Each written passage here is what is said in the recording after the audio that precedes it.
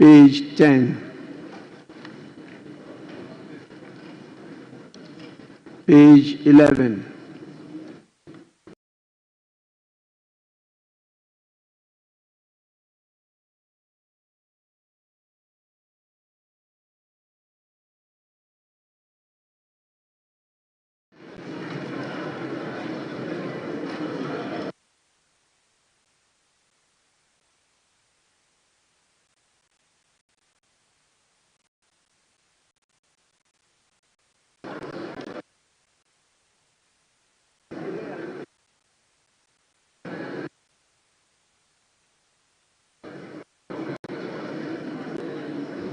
Honorable members, may we continue with the correction of votes and proceedings. We're at page 8. We'll now move to page 9.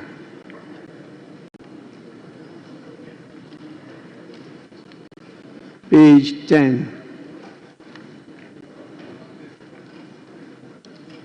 Page 11. Less repetition, especially with the deputy coming at the two ends. I seek your superior judgment.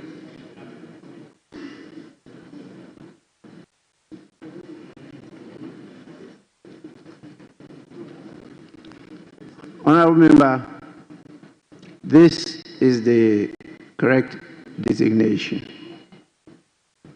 He is the Deputy Attorney General and also a Deputy Minister at the Ministry of Justice. That is the correct designation.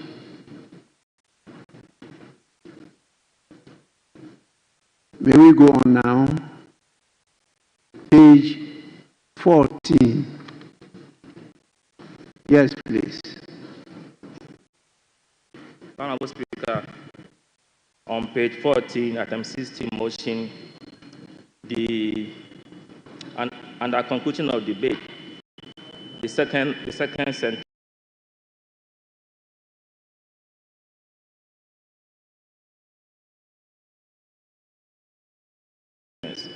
The Honorable Second Deputy Speaker will do for the Chair at 16:31 p.m. The Honorable First Deputy Speaker to the Chair. Deputy is missing. If he could be inserted.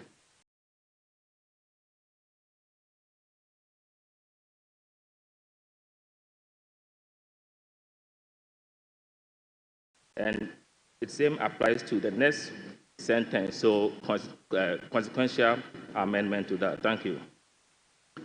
Honorable member, we are grateful. Table office, kindly take note. Page 15.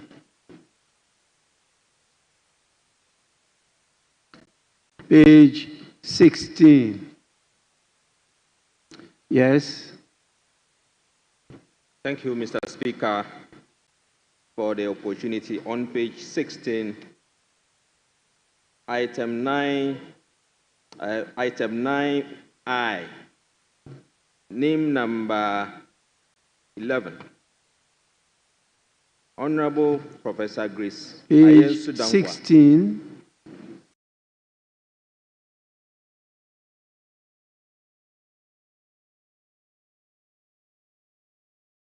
Page 16. Yes. Name number 11. Item 9I. That's Committee of Selection. Oh, you're talking about item 19, not 9. 19I. 19I, Mr. Yes, Speaker. please. I'm guided. Yes. The arrangement of the title, I see some inconsistency. In some, I know for the standard in our votes and proceedings, we usually have the title, the professor, coming at the end of the name and in brackets. But in this arrangement, the arrangement is different. Honorable Professor. And I see that again on page, we haven't gotten to page 22, but I have seen that repeated several times. So if there could be some consistency with the arrangement. I think that will be helpful, Mr. Speaker. It doesn't come up. Thank you. Honourable member will take note of that. Page 17.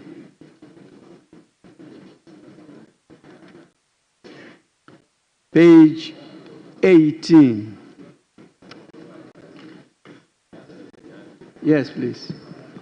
Okay, thank you, Right Honourable Speaker. Page 18. Page 18. Item 11 and 12 has been repeated. Honourable Alfred Ni Koteyashi. It's both at 11 and 12. Thank you, Mr. Speaker.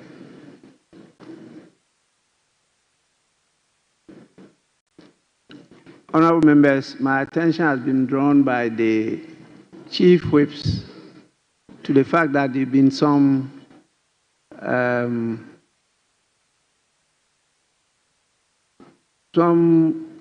mistakes, errors in the list that was submitted and approved. I think it was on Friday. Yes. And so they are working at it and they will come back to us properly. So we await that. So if you identify some of the issues you are raising now, please kindly hold your peace. We'll get it corrected later on. Please. We'll do that later on with regard to the composition of the committees, both standing and select committees. So page 19, 20, 21, 22, 23, 24, 25, 26, 27, 28, 29, 30, up to the end of 58 will be taken later on. So please, honourable members, hold your peace until they resubmit the proper composition to the House. In the meantime, the committees by law are established. It's only the composition that we're having issues with. The referral will be to the committees. And that is what will happen after the presentation of the budget. Please, with that, we'll take page 59.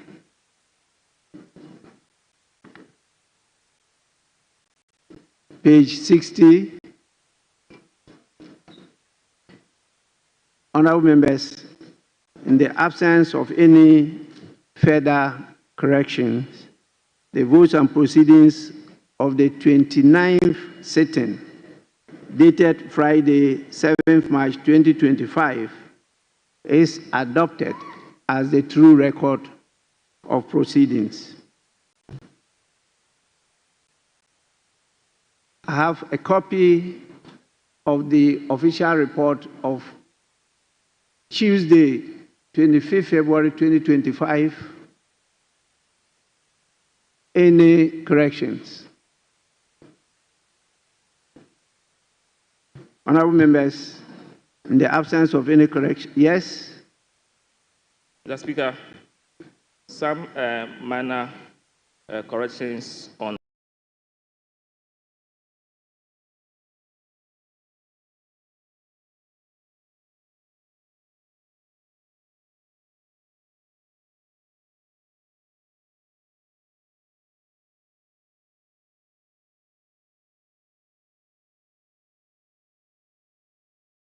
column 79, second second paragraph, line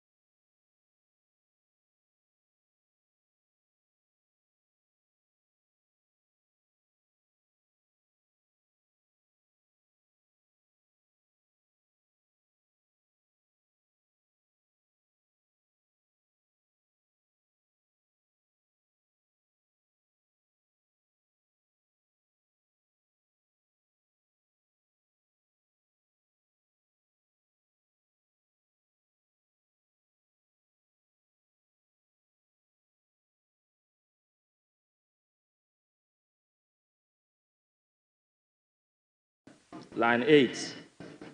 Line 8. The former president, John Ajay Kufuor, names are very significant.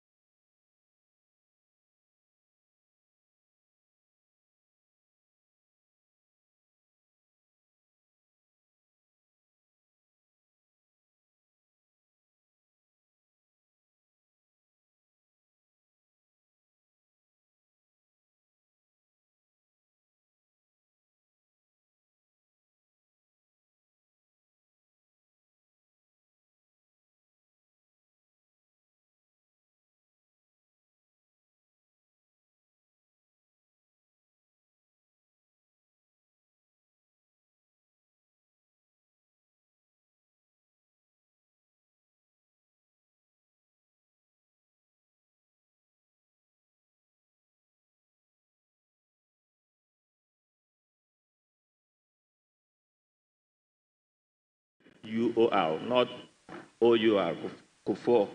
It's a Kufuor. Then the last paragraph, the last sentence, beginning to tend to that concept. Tend is used here, but I suspect the right word should be tend, T-U-R-N, instead of tend, T-E-N-D. Thank you.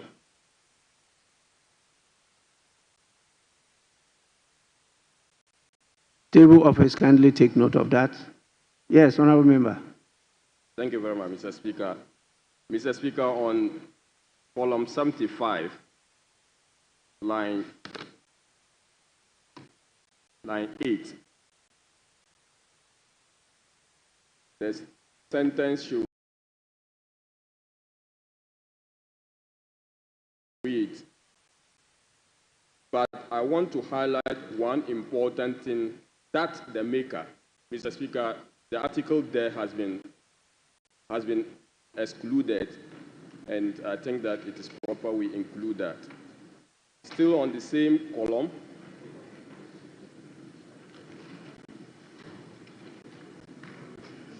line 17.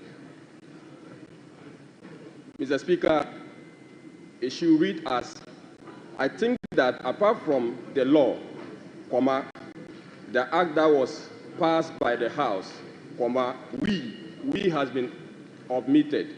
We should look at the projects. So, Mr. Speaker, the Hansard department the table should include we there. Mr. Speaker, column 76, paragraph 3. We have, Mr. Speaker, lastly, I would want to also suggest that apart from the budgeting offloading of projects, The mistake here is the phrase, the maker of the statement has to be deleted. The maker of the statement has to be deleted and replaced with we, so that it will then read as, Mr. Speaker, lastly, I would want to also suggest that apart from the budgetary offloading of projects, we could include in every brochure, ... So that, I think, should be the rendition. Lastly, Mr. Speaker, the same paragraph,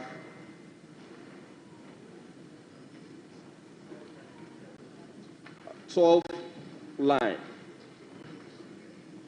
I would be able to tell that when I call this investor, they would be, the B is excluded, and it has to be included in the sentence, be able to, and we'll replace participate with partner. We'll replace participate with partner in the same sentence. Thank you, Mr. Speaker.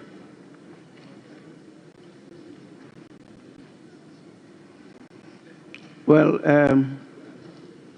table office, you have to listen to the voice and do the proper thing. Well, this is quite massive, and partner and participate, they are quite different and distinct. So the voice will determine which one to use. 2. Mr. Speaker, with your permission, I need guidance and I'll read it.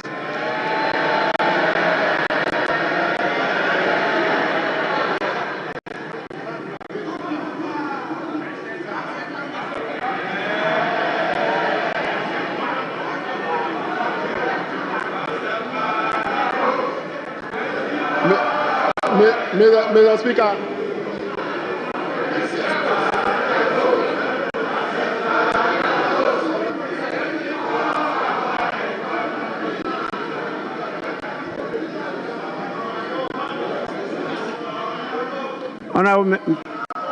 Please, let's listen to the Deputy Minority Whip.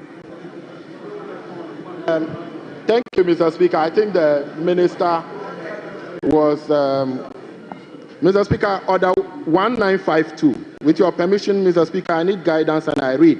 The budget statement and economic policy of the government shall be presented to the House by the Minister responsible for finance on behalf of or on the authority of the President, and in a form the House may determine. Mr. Speaker, I'm emphasizing on the last part, in a form the House may determine. Mr. Speaker, as we speak, this new standing orders on this 9th Parliament, we haven't determined any form the budget statement will be presented as at now. Mr. Speaker, I have gone to read Order 6, and I have checked on our schedule from Schedule 1 to Schedule 10, and that of Order 6, and I have not been able to understand. And as we stand, Mr. Speaker, before he reads the statement, thank you, Mr. Speaker.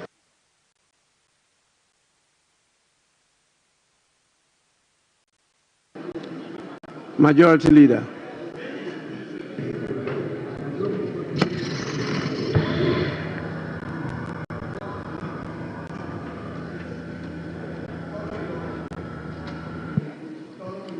Mr. Speaker, the Public Financial Management Act and its various amendments spell out clearly the budgeting process, the requirements of a budget, what must be contained in it, and etc. And that was a legislation enacted by the same Parliament. And this Parliament acts according to the prescriptions of that legislation. So if there are provisions in the standing orders that recommend that we have a form in which the budget should be presented, the provisions of the Public Financial Management Act, of course, is the parent legislation dealing with financial management, and the presentation of budgets. So, Mr. Speaker, I don't think there's an issue here. Let's proceed and take the budget statement from the Minister of Finance.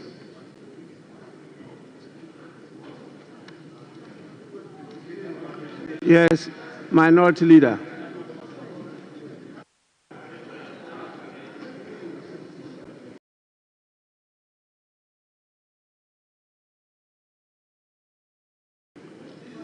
Mr. Speaker, I have listened to the application by the Member of Parliament for Toulon. I have also listened to the Leader of the House responding to the said application. The Leader of the House makes a general submission. The application was anchored on the rules of this House. A mandatory provision in Order 195, there's no may there. It reads, for the avoidance of doubt and at the risk of being repetitive, this is what it says. The budget statement in economic policy of the government shall be presented to the House by the Minister responsible for finance on behalf of and on the authority of the President and in the form the House may determine. Yes, wait, look at them. Mr. Speaker, wait, yes. So, Mr. Speaker, this House is a house of procedure. This House is equally guided by its own rules and precedents. Wait a moment. For those who are in a hurry to shout in his agreement, if the law says may determine, is it also the case that in reverse logic, the House may decide not to determine any form? What? No, wait. The law is that a budget statement must be presented. But we are saying again that as a House, we may have to determine which form. So, Mr. Speaker, the invitation by the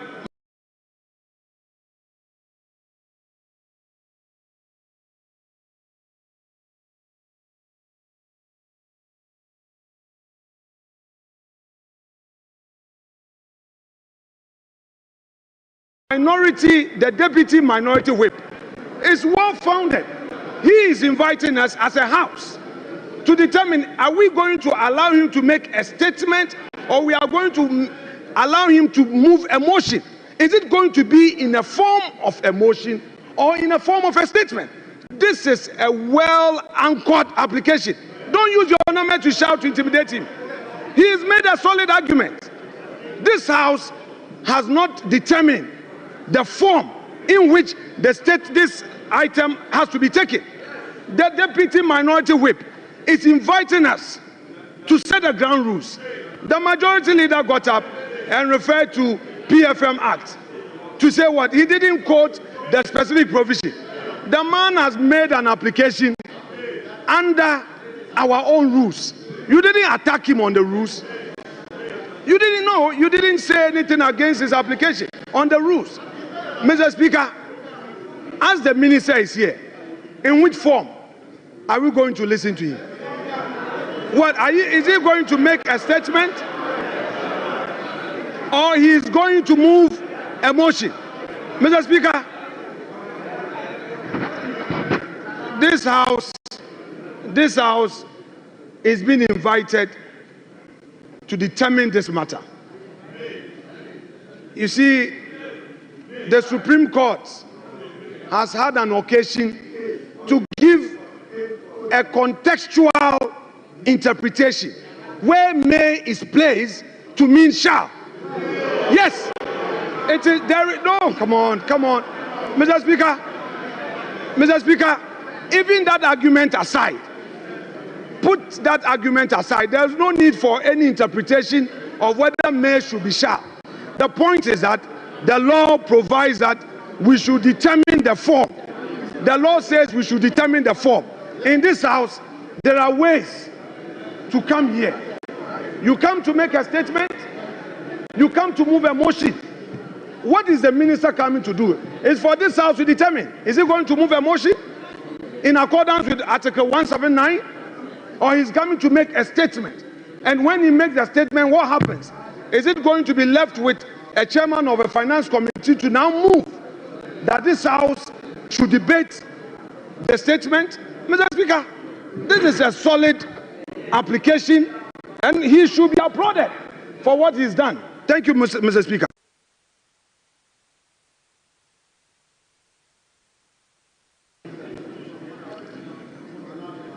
I will want to rule on this matter. I've heard enough. I think in terms of procedure, the right thing has been done. The order you quoted clearly states the statement of the estimates of revenue and expenditure of the government. It says what? The statement. And so what they are bringing to us is a statement. And when statements are admitted, they are presented as statements. Now, when you go to 1952, which you refer to, it says the budget statement and economic policy of the government shall be presented to the House by the minister responsible for finance on behalf of or on the authority of the president. That's first. Second, and in a form the House may determine. Honorable Minority Leader, you are not in a shouting battle. Please.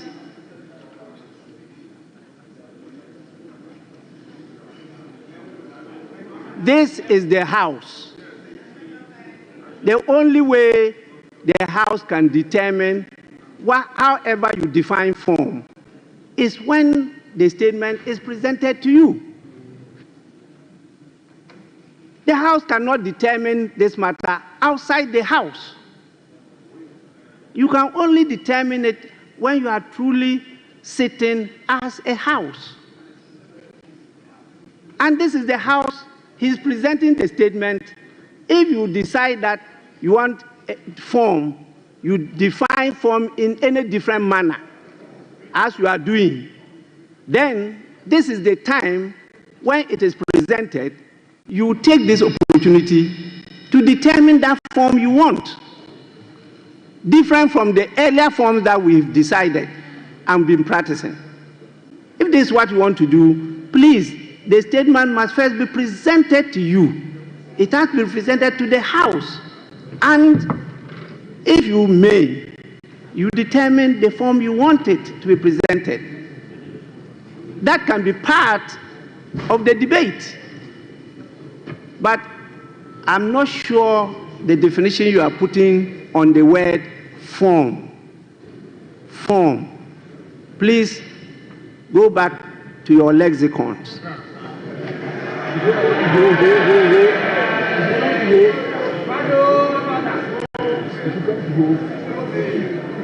To determine the meaning of form. I think the right thing is being done. The statement was admitted. It's been properly captured on the order paper as programmed by the business committee, and the minister is here to present the statement to the House. So the minister may do so. So honorable members,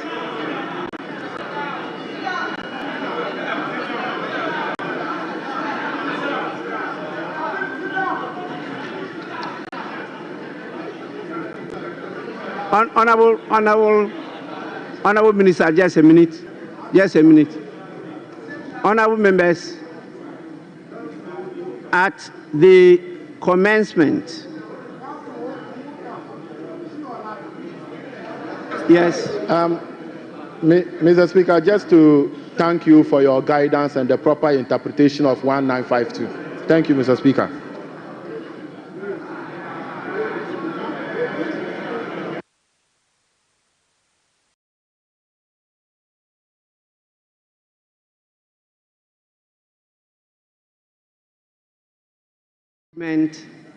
And economic policy of the government shall be presented to the House by the minister responsible for finance on behalf of or on the authority of the president.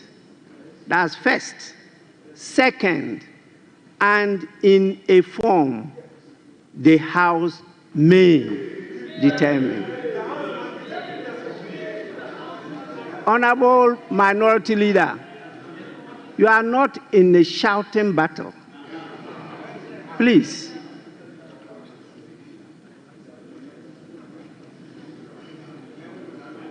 This is the House. The only way the House can determine however you define form is when the statement is presented to you. The House cannot determine this matter outside the House. You can only determine it when you are truly sitting as a House. And this is the House.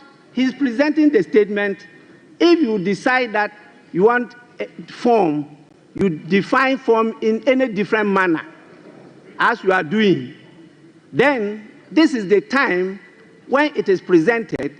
You take this opportunity to determine that form you want, different from the earlier forms that we've decided and been practicing. If this is what you want to do, please, the statement must first be presented to you. It has to be presented to the House. And if you may, you determine the form you want it to be presented. That can be part of the debate. But I'm not sure the definition you are putting on the word form.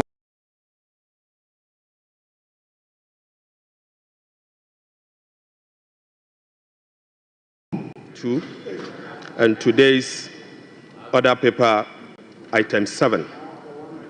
The Speaker, I present to you the budget statement and economic policy of government for the year ending 31st December 2025.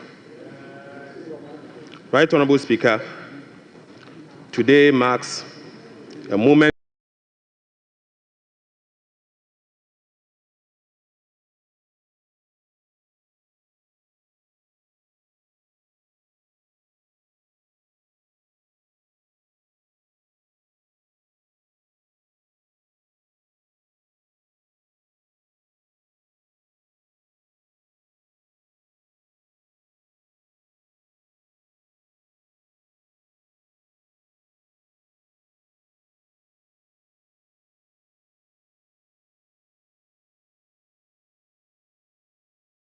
I have the singular honor to stand before this House to present, on behalf of His Excellency, President John Dramani Mahama, following his extraordinary mandate, the maiden budget of his new administration.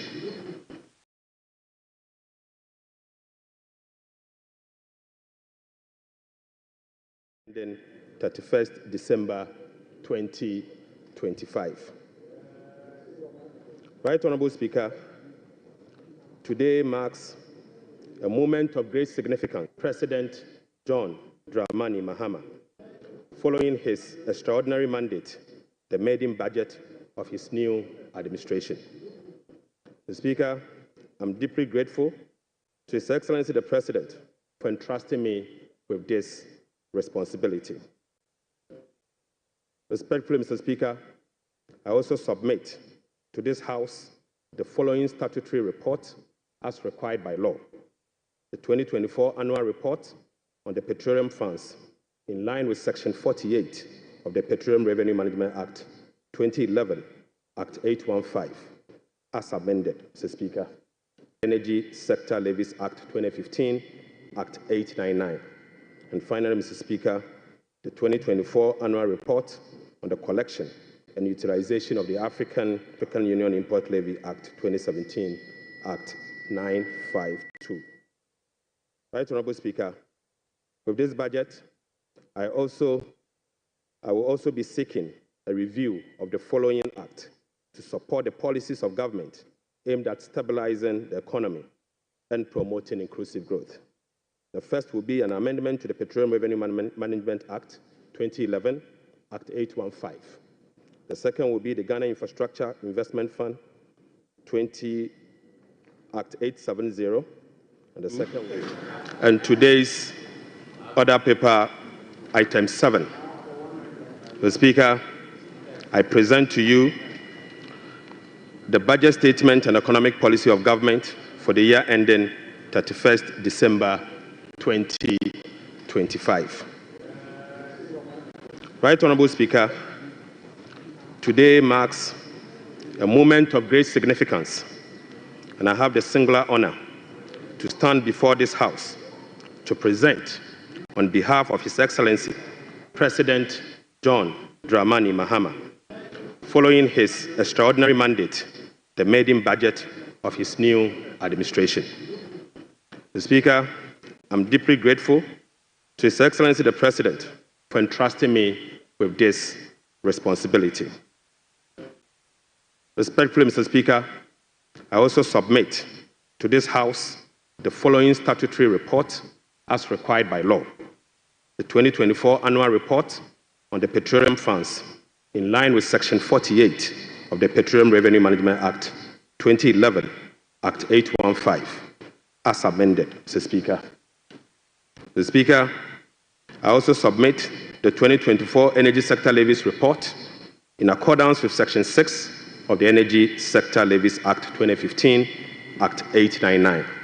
And finally, Mr. Speaker, the 2024 annual report on the collection and utilization of the African Import Union Levy in line with Section 7 of the African Union Import Levy Act 2017, Act 952. Right, Honorable Speaker, with this budget, I will also be seeking a review of the following act to support the policies of government aimed at stabilizing the economy and promoting inclusive growth. The first will be an amendment to the Petroleum Revenue Management Act 2011, Act 815. The second will be the Ghana Infrastructure Investment Fund Act 870. And the second will be an amendment to the Mineral Income Investment Fund Act 2018, Act 978. The Speaker, I will also be seeking amendment to the Energy Sector Levies Act 2015, Act 899. I will be seeking amendment to the Ghana Cocoa Board Act, Act 1984, the PNDC Law 81, as amended. The Speaker, that's not all. I will also be seeking amendment to the Earmark Funds Capping and Realignment Act 2017, Act 947, the Ghana Procurement Authority Act 2003, Act 663, as amended in Act 914.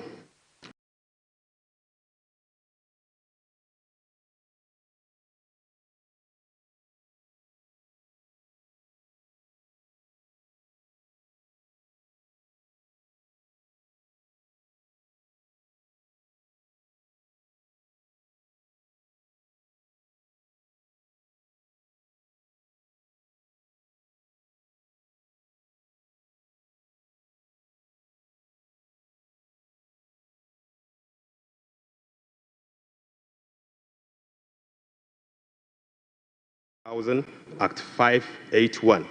And finally, Mr. Speaker, I will also be seeking amendment to the Fiscal Responsibility Act 2018, Act 982, and incorporating into a comprehensive public financial management act. Mr. Speaker, I forgot to add that I will also be seeking amendment to the Revenue Administration Act 2016, Act 915. So, Speaker, We remain committed to the pursuit of our 24-hour economic policy of stimulating economic growth and job creation.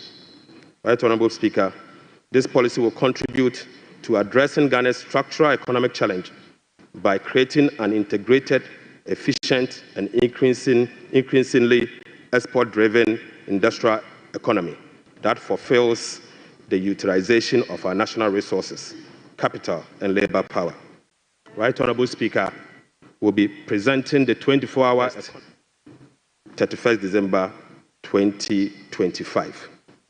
Mr. Speaker, standing here evokes a sense of nostalgia as I reflect on my journey in public service now. Mr. Speaker, President John Dramani Mahama made a commitment to reset Ghana for jobs, accountability, prosperity. The Speaker, as captured in the NDC manifesto, in this regard, the theme of our budget is resetting the economy for Ghana we want. Right, Honorable Speaker, our democracy has been consolidated with yet another peaceful transition of power. That notwithstanding, our youth face an uncertain future with growing unemployment and hopelessness. This suggests that the dividend of democracy, such as economic prosperity and social justice, remains elusive. The Speaker, the choice before us as a country are clear. We can either continue on a path of self-destruction by not confronting the problems, our priorities, honor our social contract, and provide opportunity for all. The Speaker, luckily, President Mahama has chosen the path of reform and transformation. He will fix the economy. He will restore hope and lead us. Fundamental challenges must be confronted. Difficult choices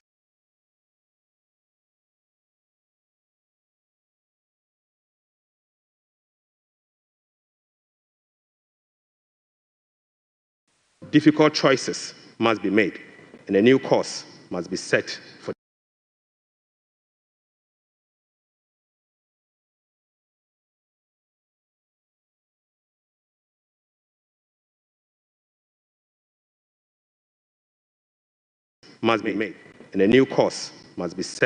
the future. For Ghana,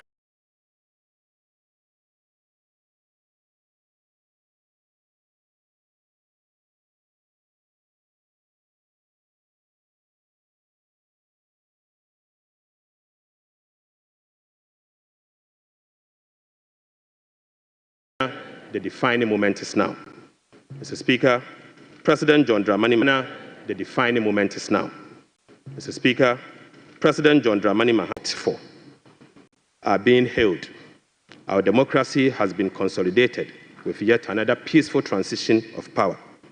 That notwithstanding, our youth face an uncertain future with growing unemployment and hopelessness. This suggests that the dividend of democracy, such as economic prosperity and social justice, remains elusive. The Speaker, the choice before us as a country are clear. We can either continue on a path of self-destruction by not confronting the problems, or we can embark on a journey of fundamental reforms and transformation, one that resets our economic model, redefines our priorities, honors our social contract, and provides opportunity for all. The Speaker, luckily, President Mahama has chosen the path of reform and transformation. He will fix the economy. He will restore hope and lead us to build the Ghana we want together.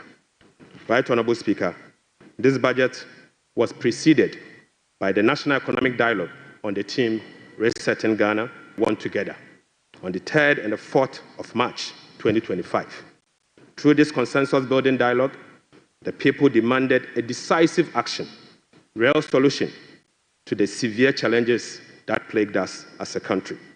Mr. Speaker, the 2025 budget is a culmination of the true aspirations, felt needs, genuine desires of the people of Ghana, expressed through the engagement with diverse stakeholders. As part of our broad consultation also, ahead of the budget, we recently engaged traders at major trading centers, including the Mokola market, to listen to their concerns, gauge their expectations, and elicit their input. So, Speaker, the extensive consultation revealed that the overriding concern among Ghanaian traders and business community remains price and exchange rate stability. Apart from eroding their working capital, exchange rate volatilities makes effective business planning impossible and increase the cost of doing business. This budget outlines far-reaching measures which will be implemented in close collaboration with the Central Bank, the Bank of Ghana, to effectively and efficiently manage the exchange rate and inflation. Mr. Speaker, we also engaged the team. I came to this chamber on behalf of the then Minister of Finance, the Honorable Seth Emmanuel Tepe, and led the passage of the Public Financial Management Act 2016, Act 912, to deploy a robust public financial management system. Even though, Mr. Speaker, the Public Financial Management Act, its poor implementation has rendered our public financial management systems weak, allowing for abuse and costly infraction. So, Speaker, President Mohammed's government is committed to the full implementation of this critical legislation. So, Speaker, accordingly, we will enforce the sanction regime, link contracting and public procurement to budgetary provisions in the medium-term expenditure framework, and seek parliamentary approval for all multi-year commitments as required by law. Mr. Speaker, we will comply with the public procurement process and link them to approved budget.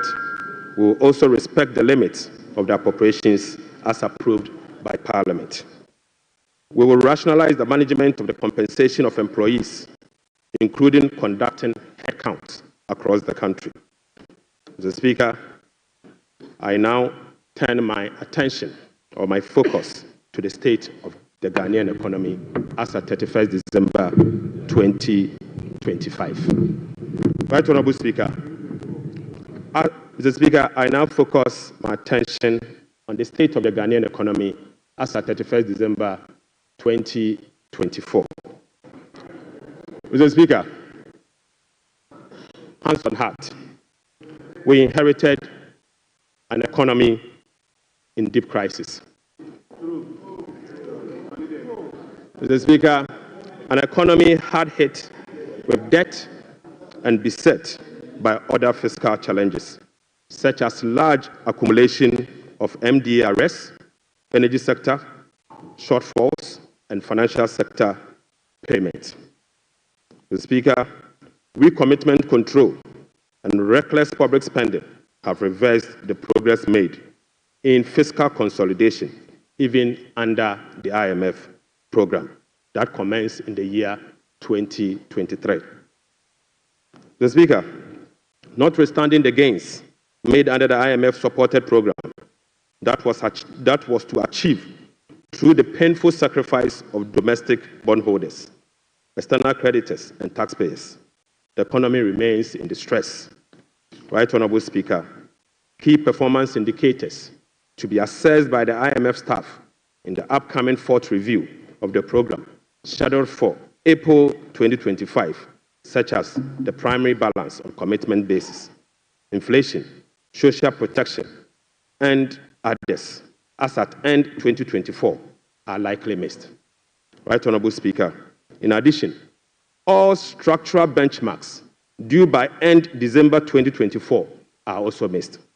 So, Speaker, inflation worsened in the year 2024 from 23.2% in the year 2023 to 23.8% in 2024.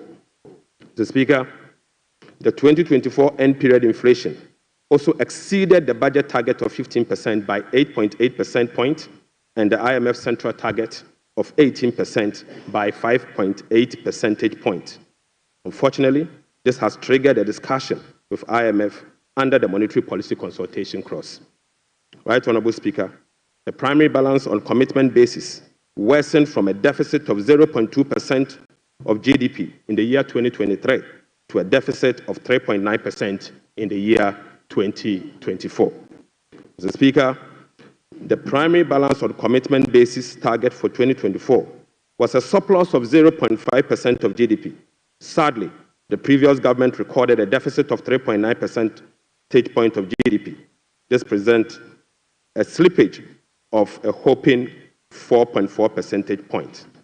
Right Honorable Speaker. At the end of December 2024, total central government arrests amounted to 67.5 billion Ghana cedis, representing 5.2% of GDP. The Speaker, with the road sector recording an arrest of 21 billion Ghana cedis. The Speaker, when I assumed office on the 23rd of January 2025, my office was inundated with requests for payment from many contractors and suppliers. To ascertain the total arrests and outstanding payment for all MDAs, the Ministry of Finance decided to formally request all MDAs on the 28th of January 2028 to submit information on all arrests and outstanding claims for validation. Subsequently, Mr. Speaker, the Ministry of Finance held a special hearing with the MDAs to validate the arrests that were submitted for payment. The response from the MDAs and the validation revealed that a staggering amount of 67.5 billion Ghana cedis is owed to government contractors and suppliers. Mr. Speaker, this consists of MDA's outstanding interim payment of invoices worth 49.2 billion and bank transfer advice at the Controller Accountant General worth 18.3 billion Ghana cedis. Mr. Speaker, this 67 billion excludes 1.73 billion US dollars owed to independent power producers. This 67 billion also excludes 68 billion Ghana cedis owned by Electricity Company of Ghana to contractors. Mr. Speaker, this 67 billion US dollars also exclude the 32 billion owned by the Ghana Cocoa Board to contractors. And Mr. Speaker, this 67.5 billion also excludes the 5.75 billion owned by the Ghana Road Fund to various contractors. Right Honorable Speaker, the Bank of Ghana is also seeking an amount of 53 billion Ghana cedis as bailout to be able to address their negative equity challenge that they face. Mr. Speaker, as part of the measures to address these mounting accumulated arrests, we have commissioned an audit of these arrest payments and guarantee value for money before a penny will be paid. Mr. Speaker, before a penny will be paid, we'll commit to do that arrest. Right Honorable Speaker, in addition to the 67.5 billion cedis in arrests, the validation process also revealed that MDAs have awarded contract to the tune of a minimum 194 billion Ghana cedis. Mr. Speaker, this amount represents 16.5% of GDP as at the end of 2024, with the road sector again alone accounting for 100 billion Ghana cedis. Mr. Speaker, most of these contractors and most of these contracts were awarded without commencement certificate and authorization. Mr. Speaker, this is in blatant violation of the Public Financial Management Act 921. Right Honorable Speaker, let me now update you on our debt service obligations. Mr. Speaker, apart from the huge arrests and commitment, our fiscal situation is further complicated by huge bullet debt service and constrained fiscal financing options. Currently, Mr. Speaker, the government option to finance the budget is limited to only Treasury bill market following the debt restructuring program. Moreover, the forthcoming debt service of both domestic and Eurobond debt obligation will have profound implications for fiscal sustainability and balance of payment. Right Honorable Speaker, domestic debt service alone, programmed for the next 4 years, is 150.3 billion Ghana cedis. So, Speaker, simply put, the interest and principal payment that will be due for payment beginning now for the next 4 years is 150.3 billion Ghana cedis. This represents 11.6% of GDP in domestic debt service obligation alone. The Speaker, of this 150 billion, Ghana cedis. 73.3% of this 150 billion Ghana cedis is due for payment in the year 2027 and 2028. Right, Honorable Speaker, 2027 alone, the domestic debt service that will be falling due will be 57.6 billion, and 2028 will be made to call upon to pay 52.5 billion Ghana cedis. So, Speaker, the debt service obligation of 2027 and 2028 are major harms. These harms are cancerous and pose significant risks to the economy of Ghana. But, Mr. Speaker, touch wood, we shall fix it. We shall fix it. Mr. Speaker, our debt service obligation of this financial year is equally burdensome with significant harms. February, we were called upon to pay 9.9 billion. July, we'll be paying 6.2 billion. And August, we'll be paying 10.1 billion, all this year. Right, Honorable Speaker, the fiscal challenges are further compounded by the significant short-term treasury bill that we also inherited. So, Speaker, these obligations, totaling about 111.1 billion Ghana cedis, requires rollover week in, week out, placing additional pressure on cash flows and liquidity requirements. Mr. Speaker, beyond the domestic maturities, Ghana faces significant external debt service obligations for the next 4 years. In the next 4 years, will be made to call upon to pay $8.7 billion US dollars, representing 10.9% of GDP, with heavy concentration again in the year 2027 and 2028. Again, Mr. Speaker, 55% of this external debt service will be due in the year 2028. Right, Honorable Speaker, in the year 2027, we'll be made to pay $2.5 billion US dollars, and 2028, we'll have to again pay $2.4 billion US dollars. Right, Honorable Speaker, it seems the debt restructuring undertaken by the previous administration was designed to make 2027 and 2028 debt repayment heavy, sadly. So, Speaker, I don't know how come we sat and allow that design to happen. So, Speaker, that is cancerous, but I can assure you we will fix it. Mr. Speaker, in spite of all this upcoming domestic and external debt service obligation, no buffers were built to cushion this unprecedented debt service burden. Mr. Speaker, as of 7 January 2025, the debt service reserve account, the sinking fund in dollar, has a balance of $64,000 US dollars. Mr. Speaker, when we were leaving office, we left behind $319 million US dollars in that same account. Mr. Speaker, the debt service reserve CD account had an amount of 143 million Ghana cedis. Right, Honorable Speaker, when we were leaving office, the balance was 430 million Ghana cedis. So, Speaker, I now move you to stalled project. So, Speaker, due to the bilateral creditors' debt restructuring that is ongoing, undertaken by previous administration, a staggering number of 55 projects have been halted. So, Speaker, this leaves a massive amount of 3 billion Ghana US dollars in undisbursed loans and about $300 million in outstanding interim payment certificates, IPCs. Some of these projects include the famous Efie Kwanta Hospital, the Kejetia Market Phase 2, the Bolgatanga Boko Pomacrom Road, and the Tema Aflawa Road project.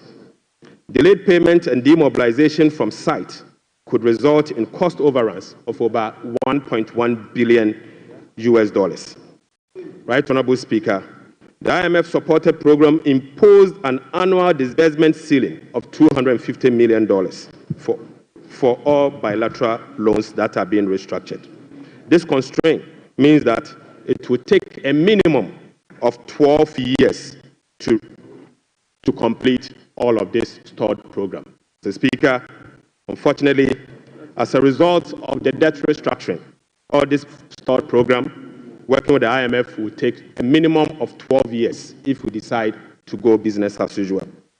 We'll be engaging in the coming days to resolve this challenge. Mr. Speaker, I now take you to the famous energy sector fiscal risk. Mr. Speaker, the increase in energy sector financing shortfall is posing significant risk to the Ghanaian economy. In the year 2024, the Ministry of Finance supported the energy sector with payment of about 20.8 billion Ghana cedis. These resources could have been used for job creation and other development programs, like roads, schools, and hospitals, if the sector inefficiencies were resolved.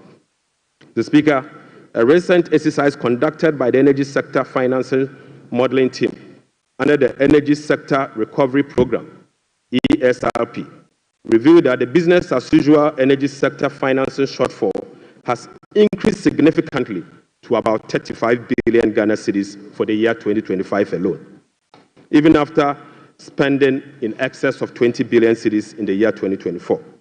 Right, Honorable Speaker, more importantly, the shortfall for the period 2023 to 2026 has been estimated to be about 140 billion Ghana cedis. Mr. Speaker, this amount is 20 times more than the allocation for goods and service for all MDAs in the year 2025. Mr. Speaker, in addition, the energy sector shortfalls, which relate to current invoices that are largely unpaid legacy arrears due to the independent power producers. Mr. Speaker, the legacy arrears stood at $1.73 billion as at end 2024. Right, Honorable Speaker, the cocoa sector, which has long been the backbone of the Ghanaian economy, is sadly on its knees, owing to gross mismanagement. Mr. Speaker, the sector faces declining output and financing challenges, characterized by unsustainable debt, rollover cocoa contract risk, and quasi-fiscal expenditures, including cocoa roads, which, Mr. Speaker, is a non-core function of the Ghana Cocoa Board. Right, Honorable Speaker, cocoa production has dropped by nearly 50% over the past 3 years. In the year 2023-2024 crop season, Cocoa Board was unable to supply 330,000 tons of cocoa to meet its contractual obligation.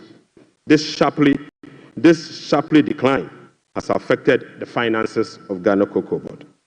This undersupply has been rolled over for subsequent years for the new administration to pay. Mr. Speaker, these 2023 to 2024 forward sales contracts, locked in at lower prices than the current market rates, have resulted in revenue losses of about $840 million for both Ghana Cocoa Board and the impoverished cocoa farmer. Right, Honorable Speaker, the rollout cocoa contract has resulted in a loss of $495 million for the year 2025 alone. Mr. Speaker, these are the risks in relation to the market price differentials and, as a result, costs causing the smuggling that we see with Ghana Cocoa Board. Mr. Speaker, Cocoa Board outstanding debt amount to 32 billion Ghana cedis, of which 11.92 billion is due to be paid in the year 2025. Outstanding cocoa road contracts reached 21 billion Ghana cedis, approximately $1.3 billion in the year 2024, of which only 4.4 billion has been accounted for in Cocoa Board's finances for the year 2025.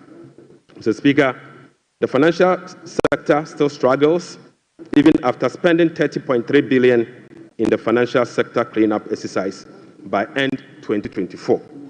This includes 26.9 billion Ghana cedis after spending this amount in the banking sector. Mr. Speaker, as we speak, the financial sector is still struggling, and the financial sector will require 10.45 billion Ghana cedis to address the financial sector legacy issues and emerging risk. In addition, Mr. Speaker, an amount of 2.2 billion Ghana cedis is required to fully capitalize the National Investment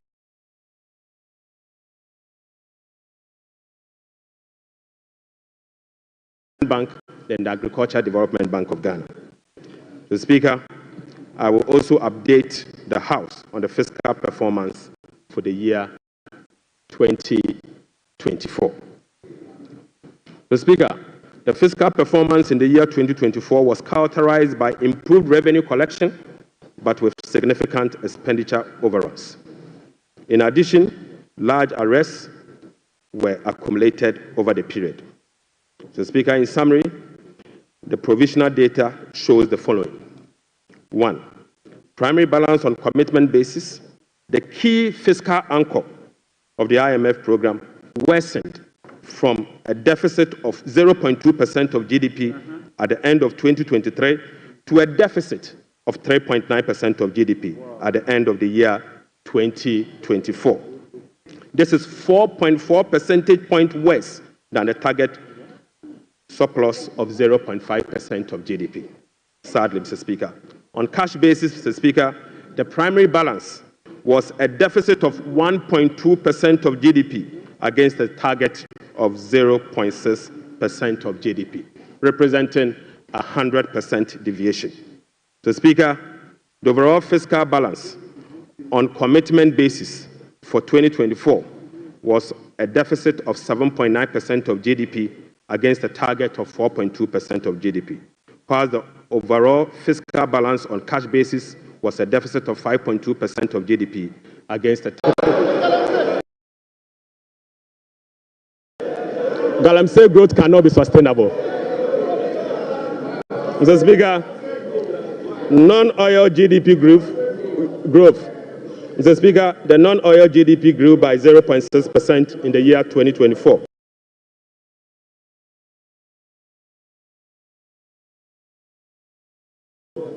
Compared with a growth rate of top position of 8.98 billion US dollars at the end of 2024, and was enough to cover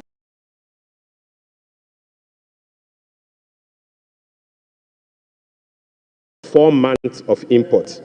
At the end of 2024, the currency had depreciated by 19.2% against the US dollars, 17.8% against the euro, against the British pound, Mr. Speaker, and it had depreciated by 13.7% against the euro.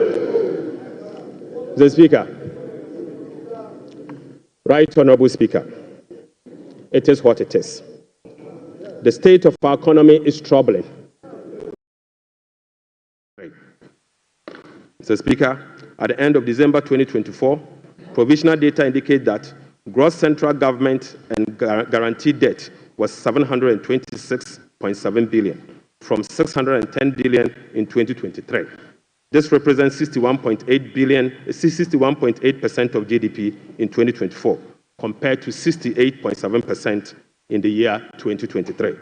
Mr. Speaker, it is instructive to note that the debt to GDP ratio and the dollar component of our debt that has come down, that has reduced, is as a result of the 37% haircut on principal of Eurobond debt under the debt restructuring.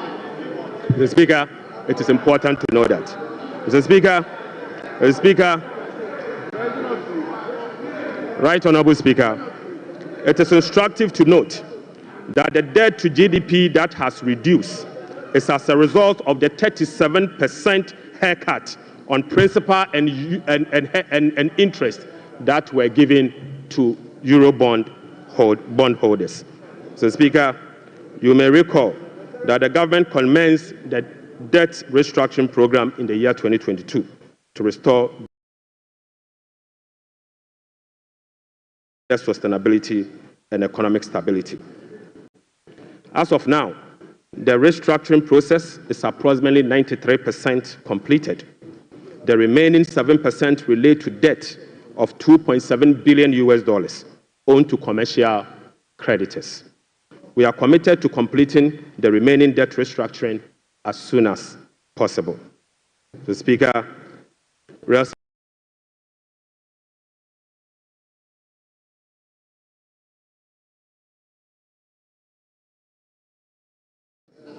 and the judiciary to also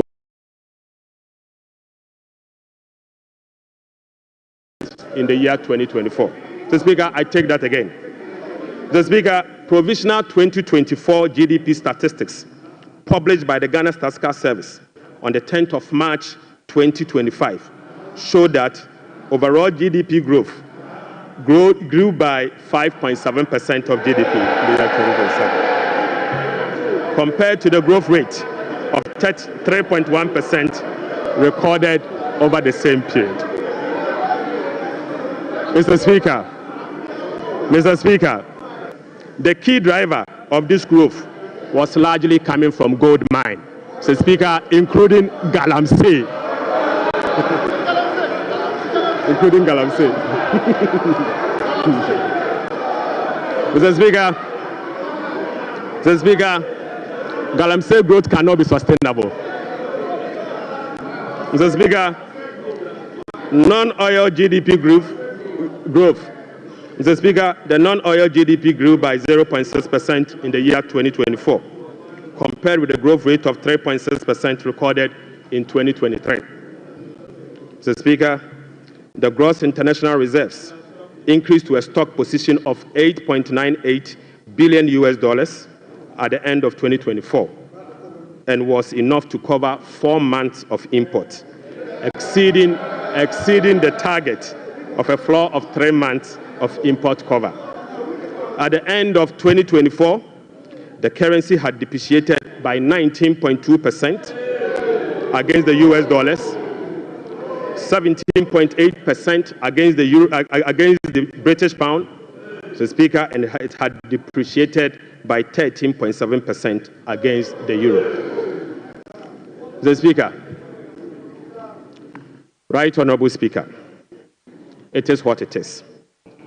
The state of our economy is troubling, but we will fix it. Mr. Speaker, touch wood, we will fix it. But Mr. Speaker, it will require some sacrifices, truthfulness, transparency, and discipline. We will take strong measures to confront the situation head on. Mr. Speaker, the sacrifice must come from all stakeholders, beginning with the government. Mr. Speaker, His Excellency the President appreciates this and has led the charge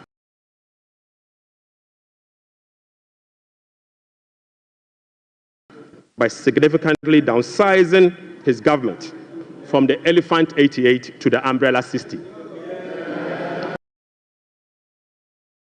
Mr. Speaker, he has also reduced the number of his government ministries from the Elephant 30 to the Umbrella 23. Mr. Speaker, as part of the contribution to the resetting agenda, organized labor has followed suit by working with government and employers of Parliament and the judiciary to also follow suit. I would like to call on all other stakeholders, including the business community, faith-based organizations, academia, and civil society to support this national call. So, Speaker, our immediate task is to reset our nation, to restore good governance, reduce the excruciating suffering of our people, and set our country on a trajectory of economic transformation. So, Speaker, our vision is to build a prosperous and a democratic state, anchored on the principles of freedom and justice, providing equal opportunities for all. So, Speaker, through this vision, we will work together to build the Ghana we want. Right Honorable Speaker, the resetting agenda will be anchored on the following. 1, restoring hope in our democracy, renewing trust in public officials, and helping every Ghanaian attain their full potential. Offering a trusted hand to the vulnerable, particularly women and youth, and creating a new Ghana for coming generations. And finally, stimulating demand by patronizing made-in-Ghana goods under the 24-hour economy. Mr. Speaker, today I came to this chamber with made-in-Ghana bag, signifying that signifying, Mr. Speaker, with made in Ghana bag. With made in Ghana bag. Mr. Speaker, I would like to first present, Mr. Speaker, they don't know that in Ghana we sew suit. Right, Honorable Speaker. I would like to first present the government's immediate and strong measures to address the current challenges we are confronted with, followed by the medium-term vision, policy objectives, and targets. Right, Honorable Speaker, consistent with Section 14 of the Public Financial Management Act 2016, Act 911, the fiscal policy objectives of this government is to support the economic transformation agenda to ensure the macroeconomic stability of the country within the macroeconomic and fiscal framework. More specifically, the fiscal policy objective of the government include the following: rationalizing government expenditure and eliminating wasteful expenditures, optimizing domestic revenue mobilization through broadening of tax base, increased non-tax revenue collection, adopting enhanced tax compliance measures, and modernizing the tax administration through digital technology. Mr. Speaker, we will also increase the share of domestic expenditure to spur economic growth and job creation. We'll be reducing public debt to sustainable levels and adopting prudent debt management practice to support debt sustainability. Reducing the fiscal deficit progressively in accordance with the amended Fiscal Responsibility Act to promote fiscal and debt sustainability. And Mr. Speaker, restoring confidence in the Ghana economy. Right, Honorable Speaker, our approach will be to foster economic growth, accelerate job creation, reduce inflation, and stabilize the cedi. To achieve this, it is crucial that we establish the macroeconomic stability and ensure debt sustainability. Mr. Speaker, we are confident that by prioritizing these fundamental elements, we can cultivate an environment where individuals can prosper and businesses can thrive in Ghana.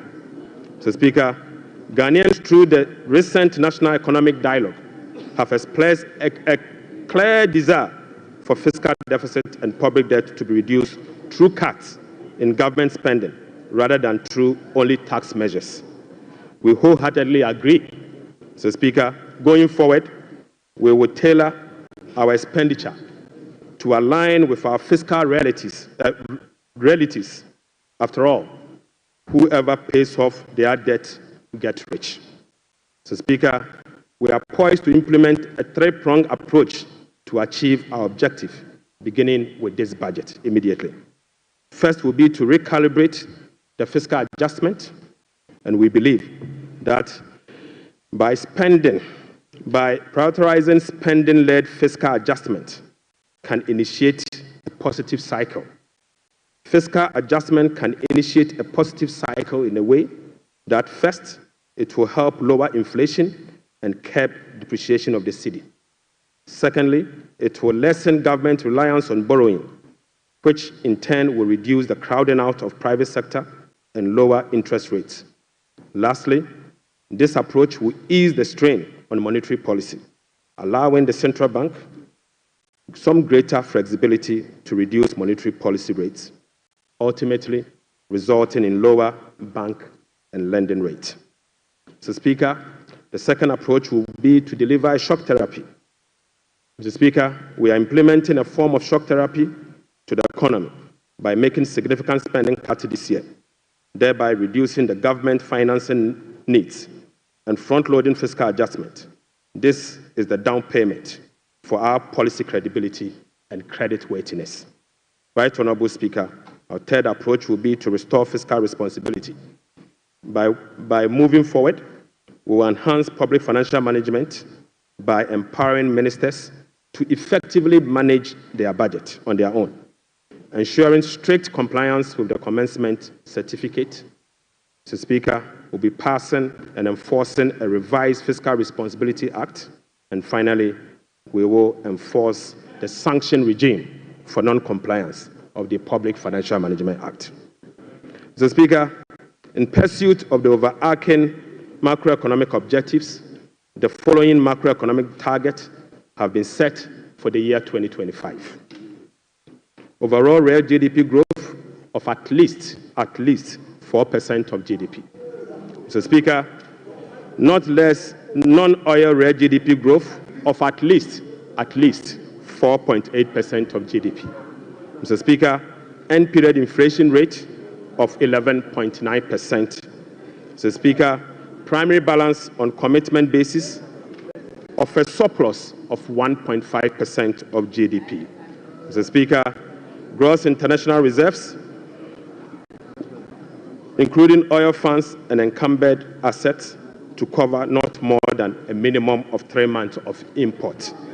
Mr. Speaker, to address inflation, government will implement a number of measures to complement the Bank of Ghana and monetary authorities. Mr. Speaker, the measures to stabilize the exchange rate include the following. We will be establishing the Ghana Gold Board to enhance the generation of accumulation of forex to support the stability of the Ghana cedi.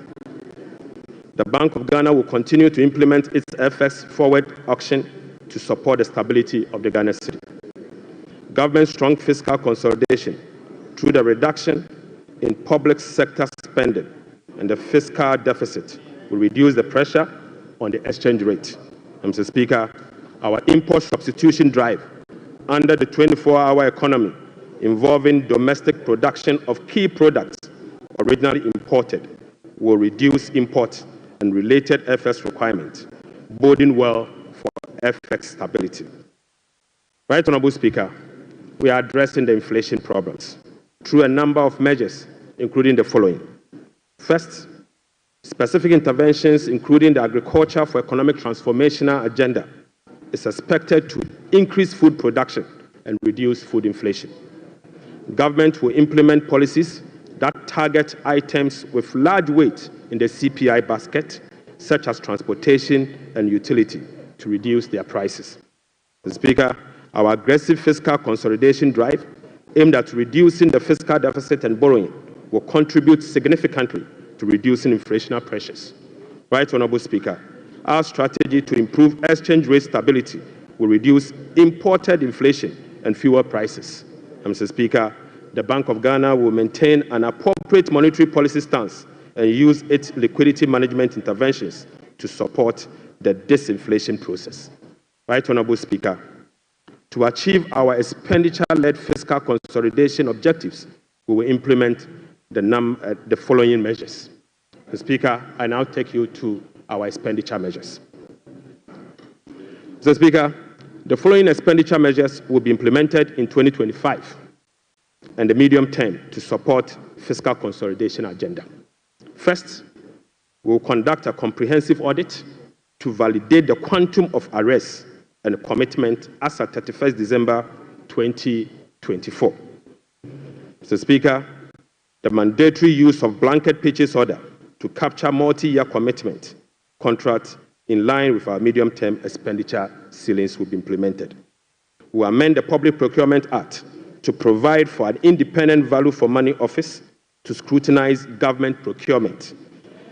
Mr. Speaker, we will also work with Parliament to amend the Public Procurement Act to make commencement certificate and budgetary provision a prerequisite for all procurement that will be paid by the central government. Mr. Speaker, we will fully integrate GANEPS and GIFMIS to ensure that only MDA's projects and purchase orders that have approved budget and allotment can obtain procurement approvals. Mr. Speaker, we will operationalize the compliance desk at the Ministry of Finance to monitor reports on commitment and arrest accumulation. Mr. Speaker, aside that, we will publish a PFM league table for compliance purposes. We will strictly enforce sanctions under the sections 96 to 98 of the Public Financial Management Act for breaches of the PFM Act, specifically those that relate to address accumulation and commitment control. Right, Honorable Speaker, we will cut waste, and we will cut it very deep. The Speaker, in this regard, we have selected expenditure items including the Ghana Cares, the U-Start, One District, One Factory for complete elimination.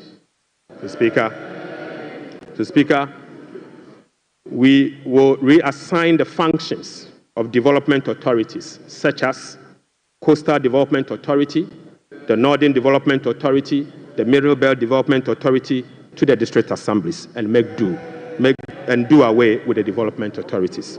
So, Speaker, we will amend the Petroleum Revenue Management Act to allocate all ABFA resources for infrastructure use, not for goods and services, but for infrastructure use. So, Speaker, the National Health Insurance will receive full allocation under the earmark funds capping and realignment act. So, Speaker, the road fund will receive full allocation under the earmark fund and capping and realignment act. So, Speaker, JNPC share of net carried and participating interest from 30, we will reduce the GNPC share of net carried and participating interest from 30% to 15%. And fully restore transfers to GMPC under the earmark fund and capping alignment act. Right, Honorable Speaker, we'll be amending the Mineral Income and Investment Fund Act to ensure that 80% of the royalties originally maintained by MIF is transferred to the Consolidated Fund for Infrastructure Development. Right, Honorable Speaker, we will strengthen social protection through the implementation of new interventions such as the no academic fee policy for all first-year students in public tertiary institutions under the No Fee Stress initiative. The Speaker, it also includes the free tertiary education for persons with disability, free primary health care, the Ghana Medical Trust Care, otherwise known as Mahama Care, and free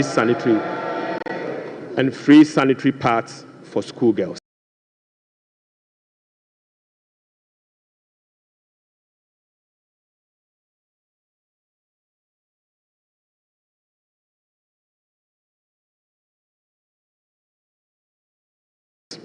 Will support business growth and improve tax compliance. Mr. Speaker, Right Honorable Speaker, the tax refund account has been abused in recent years. In the last 8 years, a study revealed that 29.1 billion Ghana cedis had accrued to the tax refund account, with only 12.5 billion Ghana cedis representing 43% of the total accrued amount being used for tax refund purposes. Mr. Speaker, the study also revealed that 16.6 billion Ghana cedis, representing 57% of the total amount accumulated in the tax refund account, was misapplied. Mr. Speaker, which is a total violation of the Revenue Administration Act, Act 915, and the Public Financial Management Act. Instructively, Mr. Speaker, there were virtually no tax refund arrests over the period. Mr. Speaker, and therefore, we are reducing the current tax refund ceiling by 2 percentage points from 6% to 4% of total revenue, as defined in Section 69 of the Revenue Administration Act, Act 915. Speaker, we have saved the taxpayer 3.8 billion Ghana cedis. Mr. Speaker,